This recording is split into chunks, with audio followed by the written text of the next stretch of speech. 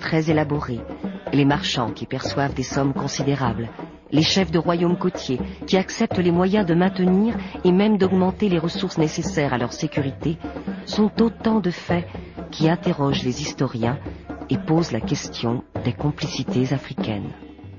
Un des aspects que personnellement je souligne avec d'autres collègues aujourd'hui, c'est le phénomène de l'aveu qui induit la prise en compte de la responsabilité des Africains dans ce phénomène qui a quand même dévasté l'Afrique.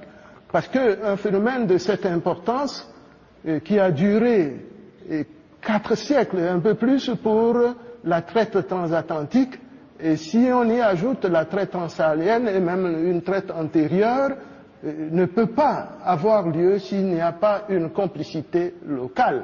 Et je dis que de ce fait, ce serait quelque part peu objectif de penser qu'il n'y aurait que des barbares d'un côté, des rapaces, et de l'autre des nègres innocents qu'on vient violer. Je pense qu'à un moment donné, en tout cas, il y a une complicité forte qui a joué en défaveur de l'Afrique.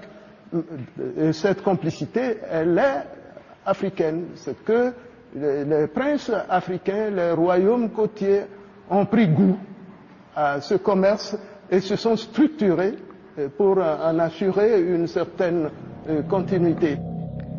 Si les victimes sont toujours les Africains, les bénéficiaires sont les puissants, européens et africains. À Bomey, la résidence ordinaire du roi est distante